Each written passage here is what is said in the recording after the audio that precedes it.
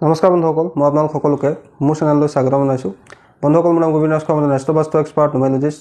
বন্ধুসকল, আপোনালোকৰ সুবিধাৰ্থে মই চেনেলত বাস্তুৰ সম্পৰ্কে, সংখ্যাতত্বৰ সম্পৰ্কে, জ্যোতিষৰ সম্পৰ্কে, তাৰ লগতে আপোনালোকৰ বিভিন্ন সমস্যাৰ সমাধানৰ উপায়সমূহৰ সম্পৰ্কে আলোচনা কৰি থাকোঁ। গতিকে যদিহে আপোনালোকৰ মোৰ চেনেলৰ ভিডিঅ'সমূহ চাই ভাল লাগে, অনুগ্ৰহ কৰি মোৰ চেনেলটো ছাবস্ক্ৰাইব কৰি ভিডিঅ'সমূহ লাইক কৰিব, কমেণ্ট কৰিব আৰু যিমান পাৰে শ্বেয়াৰ কৰিব। বন্ধুসকল, আজি মই আপোনালোকৰ লগত আপোনালোকৰ জীৱনলৈ ধন টকা পইচা আকৰ্ষণ কৰিব পৰা কেইটামান বাস্তু টিপছৰ সম্পৰ্কে ক'বলৈ আগবাঢ়িছোঁ। বন্ধুসকল, ধন টকা পইচা অৰ্থৰ সকলোৰে আৱশ্যকতা থাকে। ধন টকা পইচা যদি আমাৰ নাথাকে তেন্তে আমি নিজৰ ইচ্ছাবিলাক পূৰ্ণ কৰিব নোৱাৰোঁ। মনে বিচৰা ধৰণে ঘৰ এটা নিৰ্মাণ কৰিব নোৱাৰোঁ, গাড়ী এখন ল'ব নোৱাৰোঁ, মনে বিচৰা ধৰণে নিজৰ ইচ্ছাবিলাক পূৰ্ণ কৰিব নোৱাৰোঁ, পৰিয়াল পোহপাল দিব নোৱাৰোঁ। গতিকে যিসকল গৃহস্থ আশ্ৰমত আছে প্ৰত্যেককে ধনৰ আৱশ্যকতা আছেই। বন্ধুসকল, ধন টকা পইচা আহৰণ কৰিবৰ কাৰণে আমি সকলোৱে কৰ্ম কৰোঁ, কিন্তু কেতিয়াবা এনেকুৱা হয় যে আমি বহু চেষ্টা কৰিও আমি নিজৰ যিটো পজিশ্যন আছে পজিশ্যনটো উন্নতি কৰিব নোৱাৰোঁ, আৰ্থিক উন্নতি আমাৰ লাভ নহয়। ক'ৰবাত নহয় ক'ৰবাত আমাৰ সমস্যা হয়, ক'ৰবাত ধন টকা পইচা ফচি যায়, আমাৰ পইচা অপচয় হয়, অদৰকাৰীকৈ বহুত পইচা বেছিকৈ খৰচ হয়, সঞ্চয় নহয়, এই ধৰণৰ সমস্যা হয়। এই ধৰণৰ সমস্যা বিশেষকৈ আমাৰ ঘৰত যদি বেছিকৈ বাস্তুৰ দোষ থাকে, অৰ্থাৎ নিগেটিভ এনাৰ্জিৰ পৰিমাণ বেছি থাকে, তেতিয়া আমি সন্মুখীন হ'ব লগাত পৰে। বন্ধুসকল, বাস্তুৰ বিভিন্ন উপায় আছে যাৰ জৰিয়তে আমি আমাৰ ঘৰৰ আৰ্থিক উন্নতিৰ বাট মুকলি কৰিব পাৰোঁ। ইয়াৰ সম্পৰ্কে মই আগতেও আপোনালোকক বহুবাৰ ভিডিঅ'ৰ যোগেদি জনাইছিলোঁ। আজি মই আপোনালোকক আৰু কেইটামান বাস্তু টিপছৰ সম্পৰ্কে ক'ম, যিকেইটা টিপছ আপোনালোকে ফ'ল' কৰি আপোনাৰ জীৱনলৈ আপোনালোকে আৰ্থিক উন্নতিক কঢ়িয়াই আনিব পাৰে। বন্ধুসকল, আৰ্থিক উন্নতিৰ কাৰণে আমি বাস্তুত কেইটামান দিশ অত্যন্ত গুৰুত্বপূৰ্ণ বুলি বিবেচনা কৰোঁ। প্ৰথম দিশটো হৈছে উত্তৰ দিশ। বন্ধুসকল, উত্তৰ দিশটো অপৰচুনিটিৰ দিশ বুলি কোৱা হৈছে, ধন টকা পইচাৰ দিশ বুলি কোৱা হৈছে। যিহেতু আমাৰ জীৱনলৈ অপৰচুনিটি অৰ্থাৎ সুবিধা আহিলেহে আমি ধন ইনকাম কৰিব পাৰিম, সেইকাৰণে আমাৰ উত্তৰ দিশটো বাস্তুদোষমুক্ত হ'ব লাগে। তাত কোনো কাৰণতে টয়লেট কিটচেন টাইপ নিৰ্মাণ কৰিব নালাগে। যদি নিৰ্মাণ কৰি থোৱা আছে তেন্তে তাৰ প্ৰতিকাৰসমূহ কিদৰে কৰিব লাগে সেই বিষয়ে মই আগতে আপোনালোকক এই চেনেলটোৰ মাধ্যমেৰে জনাই থৈছোঁ। আপোনালোকে মোৰ চেনেলটোত গৈ টয়লেট বা কিটচেনৰ ৰিমেডি সম্পৰ্কে চাই ল'ব পাৰিব। বন্ধুসকল, উত্তৰ দিশটোক ইম্পৰ্টেঞ্চ দিয়া আৰু এটা কাৰণ আছে যে উত্তৰ দিশৰ দিকপাল হৈছে কুবেৰ দেৱতা, যাক ধন টকা পইচাৰ সংৰক্ষক দেৱতা বুলি কোৱা হৈছে। সেইকাৰণে আমি আমাৰ ঘৰৰ উত্তৰ দিশটো চাফ চিকুণকৈ ৰাখিব লাগে, তাত কোনো ধৰণৰ বাস্তুদোষ হ'বলৈ দিব নালাগে। দ্বিতীয় দিশটো হৈছে দক্ষিণ পূব, যাক অগ্নিকোণ বুলি কোৱা হয়। এই অগ্নিকোণটো সাধাৰণতে কিটচেন নিৰ্মাণৰ কাৰণে বাস্তুশাস্ত্ৰত কোৱা হৈছে। তাৰোপৰি বহুতে এই দিশত টয়লেট নিৰ্মাণ কৰি দিয়ে বা পানী বৰিং, কুঁৱা, পুখুৰী, টিউবৱেল ইত্যাদিবিলাক তেওঁলোকৰ দক্ষিণ পূব দিশত থাকে। তেওঁলোকৰ কিন্তু আৰ্থিক সমস্যা এটাৰ পিছত এটা আহিয়ে থাকে। যিসকলৰ ঘৰত দক্ষিণ পূব দিশত টয়লেট আছে, পানীৰ উৎস আছে, কুঁৱা আছে, পুখুৰী আছে, দমকল আছে, তেওঁলোকৰ কিন্তু এটাৰ পিছত এটা আৰ্থিক সমস্যা আহি থাকে। আৰু যদি আপোনাৰ ঘৰত দক্ষিণ পূব দিশত যিটো কক্ষ আছে অৰ্থাৎ ৰুম আছে, তাত যদি আপোনালোকে ষ্ট'ৰ ৰুম বনাই ৰাখে, গধুৰ বস্তু অদৰকাৰী বস্তু জমা কৰি ৰাখে, তেতিয়াও কিন্তু আপোনালোকৰ মানি ব্লকেজ হ'ব পাৰে। সেইকাৰণে আপোনালোকেও দক্ষিণ পূব দিশটো যিমান পাৰে চাফ চিকুণকৈ ৰাখিব যত্ন কৰিব লাগে। পাৰিলে তাত কিটচেন নিৰ্মাণ কৰিব লাগে, আৰু যদি নোৱাৰে তেন্তে সেই দক্ষিণ পূব দিশৰ কক্ষটো আপোনালোকে চাফ চিকুণ কৰি ৰাখিব লাগে। মা লক্ষ্মীৰ এখন চিত্ৰ লগাব লাগে। আৰু যদি তাত কিটচেন নিৰ্মাণ কৰা নাই তেন্তে আপোনালোকে তাত এটা ৰঙা বাল্ব সদায় জ্বলাই ৰাখিব লাগে। তাৰোপৰি যদি কাৰোবাৰ ঘৰত দক্ষিণ পূব দিশত টয়লেট আছে, পানীৰ উৎস আছে, তেন্তে পানীৰ উৎসটো পাৰিলে উত্তৰ পূব বা উত্তৰ দিশৰ পিনে লৈ যাব লাগে।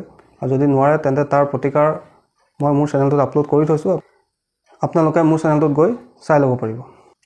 বন্ধুসকল, তাৰপিছত ধন টকা পইচাৰ কাৰণে আৰু এটা দিশক বাস্তুত ইম্পৰ্টেঞ্চ দিয়া হৈছে, সেই দিশটো হৈছে ৱেষ্ট অফ চাউথ ৱেষ্ট, অৰ্থাৎ পশ্চিম দক্ষিণ পশ্চিম। দক্ষিণ পশ্চিম আৰু পশ্চিম দিশৰ মাজত এটা দিশ পোৱা যায়, যাক কোৱা হয় ৱেষ্ট অফ চাউথ ৱেষ্ট, যাক ছেভিংছৰ দিশ বুলি কোৱা হৈছে। যদিহে আপোনালোকৰ এই দিশটোত টয়লেট আছে, কিটচেন আছে বা কিবা বাস্তুৰ প্ৰব্লেম আছে বা সেই দিশটোক কাট খাই আছে আপোনাৰ ঘৰৰ পৰা, তেতিয়া কিন্তু আপোনাৰ ছেভিংছত সমস্যা হয়। গতিকে আপোনালোকে এই তিনিটা দিশক আপোনাৰ ঘৰত যদি কিবা বাস্তু দোষ আছে তেন্তে তাৰ প্ৰতিকাৰ কৰি ল'ব লাগে। আৰু বাস্তুৰ প্ৰতিকাৰসমূহ নভঙা নিচিঙাকৈ কৰিব পাৰি, সেই সম্পৰ্কে মই আপোনালোকক আগতেও জনাইছিলোঁ। আপোনালোকৰ ঘৰত যদি এই তিনিটা দিশত কিবা বাস্তুৰ সমস্যা আছে তেন্তে তাৰ প্ৰতিকাৰসমূহ আপোনালোকে কৰি ল'ব। বন্ধুসকল, এতিয়া আহোঁ বাস্তু টিপছৰ সম্পৰ্কে, যাৰ জৰিয়তে আপোনালোকে আপোনাৰ ঘৰলৈ মানি এনাৰ্জি আকৰ্ষণ কৰিব পাৰিব, আৰ্থিক উন্নতি জীৱনলৈ কঢ়িয়াই আনিব পাৰিব। প্ৰথম উপায়টো হ'ল, যদি আমি মানি এনাৰ্জিক আকৰ্ষণ কৰিব খোজোঁ তেন্তে আমি এটা কাম কৰিব লাগে। উত্তৰ দিশত কোনো নীলা ৰঙৰ চিচাৰ বটলত আমি মানি প্লেণ্ট ঘৰত লগাই ৰাখিব লাগে। তাৰ লগতে আৰু এটা উপায় আপোনালোকে কৰিব পাৰে, কোনো চিচাৰ পাত্ৰত আপোনালোকে মগুমাহ ৰাখিব পাৰে উত্তৰ দিশটো এনাৰ্জি দিবৰ কাৰণে। কিন্তু তাৰ আগতে আপোনালোকে চাই ল'ব যে আপোনাৰ ঘৰৰ উত্তৰ দিশত কোনো ধৰণৰ বাস্তু দোষ নাইতো, যদি আছে তাৰ প্ৰতিকাৰ কৰি ল'ব।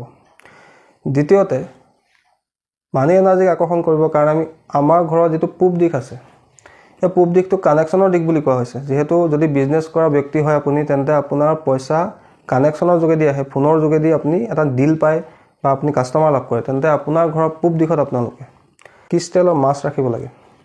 ক্ৰিষ্টেলৰ মাছ কেনেকুৱা ধৰণৰ মই স্ক্ৰীনত আপোনালোকক দি দিছোঁ, আপোনালোকে চাই ল'ব পাৰিব। তাৰ লগতে যদি আপোনালোকে বিচাৰে যে আপোনালোকৰ ঘৰলৈ ডেইলি ইনকাম আহি থাকক, য'ত ত'ত পইচা পাতি ফচি নাযাওক, তাৰ কাৰণে আপোনালোকে আপোনাৰ ঘৰৰ দক্ষিণ পূব দিশটো চাফ চিকুণ কৰি ৰাখিব। দক্ষিণ পূব দিশত ষ্ট'ৰ ৰুম নিৰ্মাণ নকৰিব। দক্ষিণ পূব দিশটো ক্লাটাৰ ফ্ৰী কৰি যদি ৰাখে, মা লক্ষ্মীৰ চিত্ৰ এখন লগাই ৰাখে, ৰেড বাল্ব এটা লগাই ৰাখে, বা যদি তাত আপোনালোকে কিটচেন নিৰ্মাণ কৰে তেন্তে অত্যন্ত ভাল। যদি নোৱাৰে তেন্তে আপোনালোকে তাত এটা ৰেড বাল্ব সদায় জ্বলাই ৰাখিব লাগে। তাৰোপৰি আপোনালোকে আৰু এটা উপায় কৰিব পাৰে, কোনো চিচাৰ পাত্ৰত আপোনালোকে হালধীয়া কৰি, আপোনালোকে কৰি নিশ্চয় চিনি পায়, কৰি বিভিন্ন কালাৰৰ থাকে, হোৱাইট কালাৰো পায়, হালধীয়া ৰঙৰো পায় অকণমান, তাক পিলা কৰি বুলি কোৱা হয়। তেনেকুৱা হালধীয়া ৰঙৰ কৰি আপোনালোকে 21টা কোনো চিচাৰ পাত্ৰত ৰাখি আপোনাৰ ঘৰত দক্ষিণ পূব দিশত ৰাখি দিব। তৃতীয়তে, যদি আপোনালোকে আপোনাৰ ঘৰত ছেভিংছৰ সমস্যা হয়, তেন্তে আপোনালোকে পাৰিলে আপোনালোকৰ কেছ বক্সটো, য'ত আপোনালোকে পইচা পাতি ৰাখে, কেছ বক্সটো পাৰিলে ৱেষ্ট অফ চাউথ ৱেষ্ট, অৰ্থাৎ দক্ষিণ পশ্চিম আৰু পশ্চিমৰ মাজত ৰাখিব যত্ন কৰিব। আৰু দুৱাৰখন এনেকৈ ৰাখিব যাতে পূব দিশলৈ মেল খায় বা উত্তৰ দিশলৈ মেল খায়। তাৰোপৰি আপোনালোকে সৰু উপায় এটা কৰিব পাৰে, আপোনালোকে কোনো মাটিৰ পাত্ৰত এটা কিনি আনিব, য'ত পইচা ভৰাব পাৰি। তেনেকুৱা মাটিৰ পাত্ৰ এটা আপোনালোকে এই ৱেষ্ট অফ চাউথ ৱেষ্ট দিশটোত ৰাখি থ'ব, আৰু তাত পাৰিলে সদায় 10 টকা 20 টকা ভৰাবলৈ চেষ্টা কৰিব। বন্ধুসকল, চাব আপোনালোকৰ ছেভিংছ নোহোৱাৰ সমস্যা লাহে লাহে দূৰ হ'ব, আপোনাৰো ছেভিংছ হ'বলৈ ল'ব। কিন্তু তাত আপোনালোকে কইনছ নভৰাব, তাৰ পৰিৱৰ্তে যি আমাৰ কাগজৰ পইচা আছে, 10 টকা হওক 20 টকা হওক, আপোনালোকে ডেইলি ভৰাবলৈ ষ্টাৰ্ট কৰক। বন্ধুসকল, তাৰোপৰি বহুতৰে কি হয়, পইচা পাতি য'ত ত'ত ফচি যায়, অৰ্থাৎ কাৰোবাক ধাৰলৈ দিয়ে, সেই পইচা তেওঁলোকে ঘূৰাই নাপায়। তেওঁলোকৰ কাম কৰে কিন্তু কামৰ বিল সময়মতে নাপায়। বহুত ঠাইত বহুত পইচা তেওঁলোকৰ সোমাই আছে, কিন্তু তেওঁলোকে উলিয়াই আনিবৰ কাৰণে বহুত চেষ্টা কৰি বিফল হৈছে। তাৰ কাৰণে আপোনালোকৰ আৰু এটা চিম্পুল উপায় আজি মই আপোনালোকক দিছোঁ। আপোনালোকে বজাৰৰ পৰা কেশৰৰ টেমা এটা কিনি আনিব। কেশৰ আপোনালোকে নিশ্চয় চিনি পায়। আৰু এই উপায়টো আপোনালোকে বৃহস্পতিবাৰৰ দিনা কৰিব। কেশৰখিনি ভালকৈ গুড়ি কৰি ল'ব, কোনো পটাত ভালকৈ পিচি ল'ব। তাৰপিছত সেই কেশৰখিনি পানীত মিলাই কোনো এটা বাতিত আপোনালোকে ৰাখি দিব। অলপ দেৰিৰ পিছত সেই পানীখিনি সম্পূৰ্ণ হালধীয়া হৈ যাব বা ৰঙচুৱা ধৰণৰ কালাৰ এটা হৈ যাব। তাত আপোনালোকে এক মুঠি চাউল সেই পানীখিনি ৰাখি দিব। তাৰপিছত আপোনালোকে সেই চাউলখিনি তাত অলপ দেৰি ৰাখি দিব। অলপ সময়ৰ পিছত সেই চাউলখিনি আপোনালোকে বাতিটোৰ পৰা উলিয়াই আনিব। আনি লৈ কোনো এখন হালধীয়া কাপোৰত ৰাখিব। ৰাখি লৈ ভালকৈ গাঁঠি মাৰি সেই টোপোলাটো আপোনালোকে নিজৰ কেছ বক্স য'ত আছে আপোনালোকৰ, সেই তালৈ লৈ যাব। লৈ গৈ কেছ বক্সত ৰাখি দিব। আৰু ৰখাৰ আগত কিন্তু আপোনালোকে এটা কাম কৰিব লাগিব। সেই টোপোলাটো আপোনালোকে হাতত ল'ব। হাতত লৈ ওম শ্ৰীম মহালক্ষ্মী নম এই মন্ত্ৰটো আপোনালোকে 108 বাৰ জপ কৰিব আৰু মনে মনে লক্ষ্মী দেৱীক প্ৰাৰ্থনা কৰিব যে হে মা লক্ষ্মী, মোৰ বহুত ঠাইত এই ধৰণে পইচা ফচি আছে, সেই ফচি থকা পইচাখিনি যাতে মই সোনকালে লাভ কৰোঁ, তাৰ কাৰণে মোৰ ওপৰত কৃপা কৰা। এই বুলি আপোনালোকে কৈ সেই ঘৰৰ কেছ বক্সত ৰাখি দিব। বন্ধুসকল, চাব আপোনালোকৰ এই উপায়টোৱে আপোনালোকৰ ধন টকা পইচা য'ত ত'ত যদি ফচি আছে তাক ৰিকভাৰী কৰাত যথেষ্ট সহায় কৰিব। বন্ধুসকল, এইদৰে আপোনালোকে এইটো উপায় কৰিব পাৰিব। তাৰোপৰি আপোনালোকৰ ধন টকা পইচা যাতে অপচয় নহয়, তাৰ কাৰণে আপোনালোকে কেতিয়াও আপোনাৰ ঘৰত পানীৰ অপচয় নকৰিব। আপোনাৰ ঘৰত যদি পানী ক'ৰবাত টেপ লিক কৰিছে, পাইপ লিক কৰিছে, তেন্তে তাৰ আপোনালোকে সোনকালে ৰিপেয়াৰিং কৰাৰ ব্যৱস্থা কৰিব। যদি আপোনাৰ ঘৰত পানীৰ অপচয় হয়, অদৰকাৰীকৈ পানী খৰচ হয়, তেন্তে আপোনাৰ টকা পইচাও অদৰকাৰীকৈ খৰচ হ'ব। বন্ধুসকল, এইখিনি কথা আপোনালোকে ধ্যান ৰাখিব।